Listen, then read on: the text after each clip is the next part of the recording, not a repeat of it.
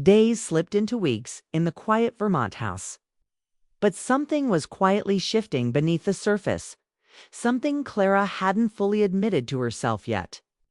Ethan was no longer just a visitor passing through. His presence had settled into the rhythm of their lives, soft but persistent, like the changing wind outside the maple trees. Ethan had started spending most of his time at the old dining table, where his laptop glowed late into the night as he worked on his novel.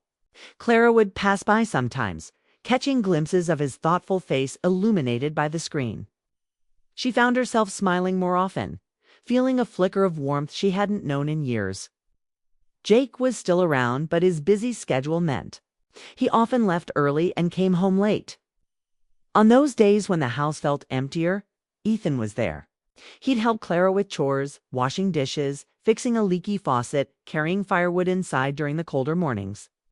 It all felt natural, almost inevitable. One crisp autumn evening, Clara was preparing dinner in the kitchen.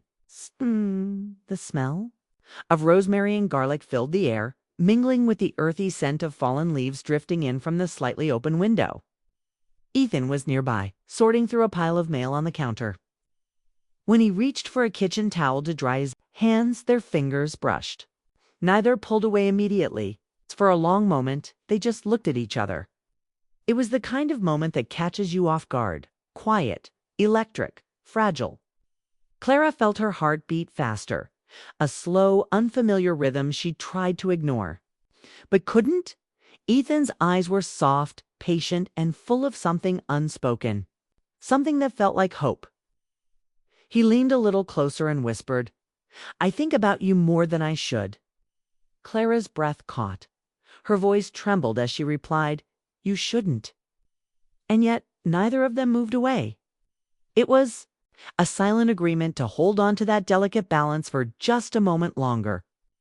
Later that night, Clara sat on the porch, wrapped in a warm shawl, a glass of wine cradled in her hands. The wind whispered through the trees, and the stars scattered across the sky seemed impossibly bright. Jake joined her, easing into the chair beside her. They sat quietly for a while, sharing the stillness. Finally, Jake spoke, his voice soft. "But serious, Mom. Has Ethan said anything about going back to Boston?" Clara hesitated, the wine glass suddenly heavy in her hands. "No," she answered too quickly. Jake's gaze lingered on her, searching. You mean the world to me, right?" "Course," Clara said, forcing a smile. Jake's voice lowered, careful but firm. "Then please, don't let anyone hurt you or complicate things." Clara felt a shiver run down her spine. It wasn't just the words. It was the way Jake said them, like he sensed something was coming, but didn't yet understand what. Her mind raced. The boundary between mother and son, friend and something more, felt suddenly fragile and uncertain. She wanted to tell Jake everything, to explain how she felt, how unexpected it all was, but the words caught in her throat. Instead, she nodded and turned her gaze back to the night sky, feeling the weight of what was unspoken between them. The next morning, Clara tried to pretend nothing had changed. She smiled at Jake over breakfast, helped him pack his lunch, and sent him off with a hug. But her thoughts kept drifting back to that kitchen moment. The touch, the look in Ethan's eyes, the whisper of a confession. Ethan was different now. No longer just Jake's friend or a guest in the house, but someone who had quietly found his way into the spaces Clara thought were closed forever. It scared her and excited her all at once. One afternoon, while clearing dishes from the table, Clara caught Ethan watching her with an intensity that made her heart skip. "I know this is complicated," he said softly. "I don't want to hide how I feel." Clara swallowed hard. "Not just complicated, Ethan. It's everything." He nodded. "I get it. But sometimes the things that scare us most are the ones worth feeling." Their eyes met again, and Clara felt the fragile hope she'd been guarding begin to bloom into something more real. Yet, beneath the growing connection, a quiet tension hummed in the background. Jake's presence was a constant reminder of the line they shouldn't cross. One evening, Jake came home early, surprising them both. He found Ethan leaning close to Clara in the kitchen, their hands almost touching as they shared a quiet moment. Jake's face tightened. "How long?" His voice was low but sharp.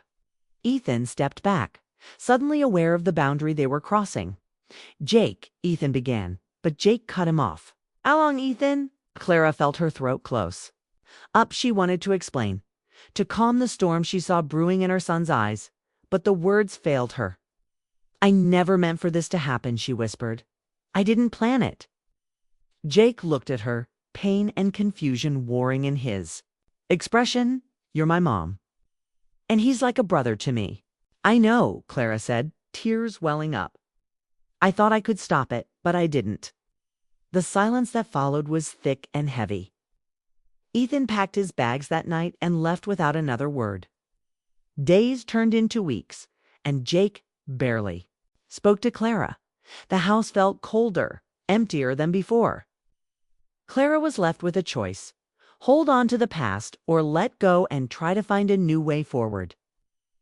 She looked at the empty chair where Ethan had sat, the untouched tea on the counter, and the quiet house that remembered everything. Her heart ached with loss, but also with something she hadn't felt in a long time: possibility. And somewhere deep inside she wondered if crossing that boundary was not an ending, but a beginning. The days that followed Ethan's departure felt like walking through a fog for Clara. The house, once filled with the quiet warmth of tentative new beginnings, now echoed with an emptiness that felt sharper than before. Jake's silence was the loudest sound of all. Clara tried reaching out to him, but every attempt seemed to push him further away. He was polite but distant, a wall she hadn't known how to climb at night. She would sit by the window, watching the maple trees sway in the Vermont wind, and wonder if things could ever be the same. But the truth was, things had changed. Forever, Clara understood now that some boundaries once crossed could not be unseen or undone. The lines she thought she'd carefully walked had blurred, leaving behind a complicated map of feelings: love, guilt, longing, and heartbreak tangled together in ways she hadn't imagined possible. One late afternoon, as the golden light spilled through the curtains, Clara found Jake in the living room, staring at an old photo album. She sat beside him cautiously, unsure if the silence between them could be broken. "Mom," Jake began quietly, "I'm not angry, just confused. I don't know what to think." Clara took a deep breath. "Neither do I, Jake, but I want to be honest with you about everything." She told him about the moments she had tried to ignore, the feelings that had surprised her, and the love she thought had died but quietly waited beneath the surface.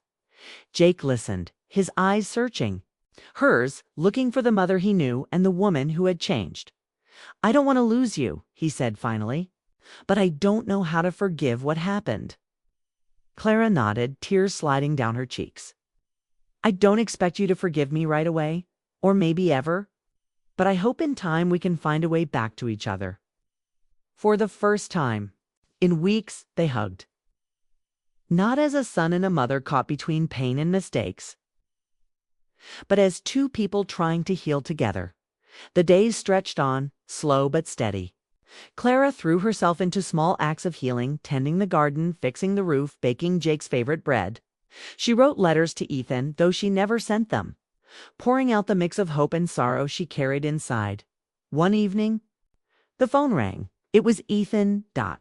His voice was soft, tinged with regret and something like hope. "Clara, I needed to hear your voice." They talked long into the night, sharing what they'd learned in the silence. Ethan spoke of his own struggles, his fear of hurting Jake, his hope for a future where things could be different. Clara realized then that love, no matter how complicated, was never simple or easy. It was messy, brave, and sometimes heartbreaking. But it was also what made life worth living. Months passed, and while the wounds didn't fully heal, the edges softened. Jake began to speak again, slowly rebuilding trust with his mother. He didn't rush forgiveness, but he allowed her back into his world in small ways.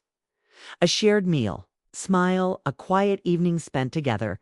Clara found herself opening up in ways she hadn't thought possible.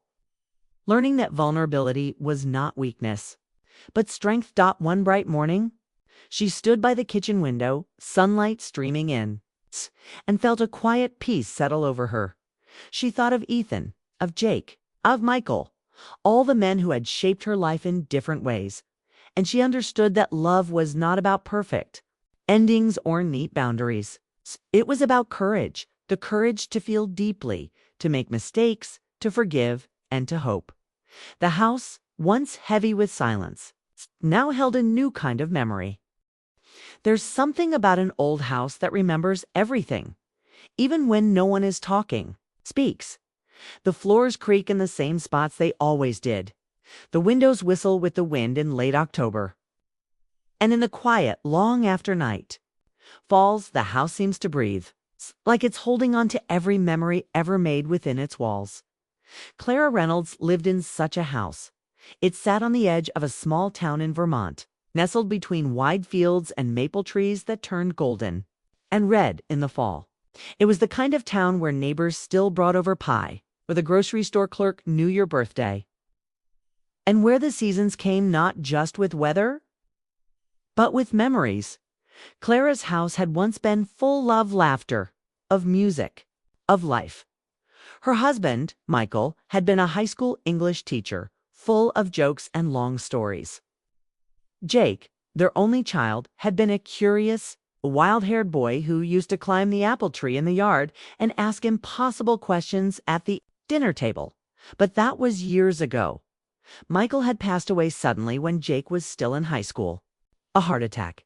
No warning. One moment he was alive, reading on the porch, and the next gone. Just like that, Clara had never remarried. Not because she didn't believe in love again, but because life after loss had a way of shrinking your world. First, you lose the person, then the rhythm, then the confidence. You start walking through life quietly, not wanting to disturb what's already fragile inside you. Jake was the only light she held on to. She raised him alone, holding back her own grief so he wouldn't drown in it. And to his credit, Jake grew into a good man, smart, kind, a little stubborn, just like his father. He left for college in Boston, got a master's in urban design, and promised he'd always come back. When he returned home that September, Clara had already started preparing the guest room before he asked.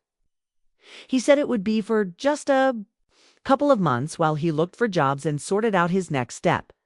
And Clara, well, she didn't say it, but she was happy. It felt good to have him back.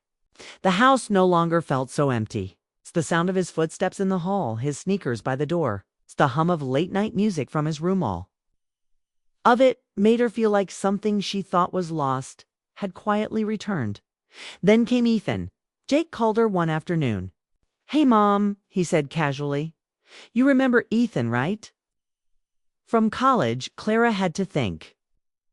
There had been so many names over the years, classmates, dorm friends, roommates. But Ethan stood out. He'd visited once before, during Jake's junior year, tall, soft-spoken, always polite. The kind of man who made you feel calm just by being around. Well, Jake continued, he's between apartments right now. His lease ended, and the new place isn't ready until next month. Is it okay if he stays with us for a bit? Just the weekend. Maybe a few days. Clara hesitated for a second, not because she minded, but because sharing space had become a strange idea to her. She had grown used to solitude. But she said yes. Ethan arrived on a rainy Thursday afternoon. He carried only 2 bags, wore a navy coat speckled with raindrops, and smiled when she opened the door. "Mrs. Reynolds," he greeted warmly. "Clara," she corrected, offering her hand. "No one's called me Mrs. Reynolds in years." He gave her a look, one of those quiet, thoughtful glances that said more than his words ever could. Something about him felt different. Not just older, more mature, but grounded. He had the kind of energy that made you want to open up a little, even if you didn't plan to. That first night, the 3 of them had dinner together. Chicken pot pie, Clara's specialty. The rain tapped gently against the windows while candles flickered on the table. Jake and Ethan caught up laughing over college memories. retelling old stories, some of which Clara only half understood. She mostly listened, smiling quietly, her eyes resting on Ethan now and then. He had changed since college. His beard was fuller now. His eyes seemed to carry a weight, a kind of sadness she couldn't place. He mentioned he was working on a novel, though he didn't say much more than that. Clara didn't press. She understood that silence was sometimes the language of people who felt too much. After dinner, Jake left to meet some friends in town, leaving Ethan and Clara alone in the living room. She offered him tea, which he accepted. They sat quietly, the only sound being the distant hum of crickets outside and the crackling from the fireplace. "You have a beautiful home," he said, glancing around. "Thank you, it's old, but it holds up," he smiled. "Old things tend to carry more soul." Clara looked at him, then really looked in for a flicker of a second. She felt something she hadn't in years. Not quite attraction, not desire, but awareness. A stirring of something long asleep. She shook it off quickly. He was her son's friend. Young, close, and anyway. She wasn't looking for anything. Still, when she went to bed that night, she found herself lying awake longer than usual, and for the first time in a long while. The silence in the house didn't feel heavy. It felt full, like something was shifting. Something she didn't yet understand. Ethan had a way of noticing things. Not the big things, but the small ones, the kind people usually overlook. The way Clara always placed 2 sugar cubes in her tea but stirred just once, like she was marking some invisible rhythm. The worn edges of the old books on the shelf, and how she kept them neat, dusted each Friday without ever opening them. The quiet way she walked through her days, careful not to disturb the house. That held so many memories. He noticed it all without saying a word. Clara found that kind of attention both comforting and unsettling. At first she told herself it was just kindness, a polite gesture from a guest who wanted to make himself useful. But as the days passed, she began to feel Ethan's presence differently. Like a soft light breaking through the shadows she'd wrapped around herself for so long. Jake was often out during the day, meeting with potential employers, attending interviews in the nearby city. So Ethan and Clara spent hours together in the quiet house. Sometimes they talked about nothing important. The weather, the best maple syrup in town, favorite books they'd read long ago. Other times the conversations felt heavier, like they both were skimming the surface of something deeper but didn't quite dare to dive in. One afternoon, they decided to clean out the attic. The space was filled with old trunks, boxes of forgotten clothes, and dusty photo albums. As they worked side by side, clearing years of clutter, they stumbled upon a faded scrapbook of Clara's high school days and early marriage. Photos of a young, radiant Clara with Michael smiling beside her. There were also pictures of Jake. As a toddler, grinning with his father, Clara paused often, brushing dust from the pages with trembling fingers. "We were so happy once," she whispered. Ethan nodded softly. "You still are. Just don't see it." She gave him a small, sad smile, but didn't respond. Later, they sat on the floor surrounded by memories. "Do you ever think about being happy again?" Ethan asked quietly, his voice barely above a whisper. Clara looked down, feeling the weight of years press on her chest. "I don't know," she admitted honestly. "Sometimes I wonder if I'm allowed to feel that way." "Allowed," he repeated gently. "After Michael, it's after everything. It feels like I'm carrying a story that doesn't have room for new chapters." Ethan's eyes held a softness that surprised her. "Stories change, Clara. They grow." Use of her first name startled her, but in a good way. It felt personal, real. For the first time in many years, Clara felt seen, not as a widow, not as Jake's mother, but as herself. And that scared her. One evening, after Jake had left for a late meeting, Ethan lingered in the kitchen, helping her wash dishes. The warm light from the window cast gentle shadows over their faces. Their hands brushed as they reached for the same glass. Neither pulled away. Clara's heart pounded, slow, unfamiliar rhythm. She glanced at Ethan and caught a look in his. "Isa, looked full of questions, longing, and something tender she hadn't expected. But she shook it off, reminding herself that Ethan was family now, like a brother to Jake, nothing more. Yet, despite her efforts to suppress it, something inside her stirred a quiet ache she thought had been buried forever. Later that night, Kara found herself standing by the window, looking out at the moonlit yard. The house was silent except for the faint hum of Ethan's laptop from the dining room. Her mind replayed the moment they touched hands. She told herself it was nothing. It's just a fleeting spark born of loneliness. But the truth was more complicated. The next day, Clara heard laughter from Jake's room, a warm, familiar sound she hadn't heard in a while. She knew Jake and Ethan were close, best friends since college. The way they joked, teased, and shared stories was brotherly, protective. Still, a small voice inside Clara whispered a warning. This closeness between Jake and Ethan made everything more complicated. She found herself watching Ethan more often, studying his quiet gestures, the way he looked at Jake with fierce loyalty, the gentleness he showed her in moments when no one was watching. One afternoon, as they sat in the living room sipping tea, Ethan surprised Clara by opening up. "I'm not just here because I needed a place to stay," he said quietly. "I wanted to be close to Jake, and maybe close to you, too." Clara blinked, unsure if she had heard correctly. "Look, I know this is complicated," Ethan continued, his voice steady but sincere. "I've watched how you carry your grief. It's the way you protect yourself. But I want you to know you don't have to do it alone.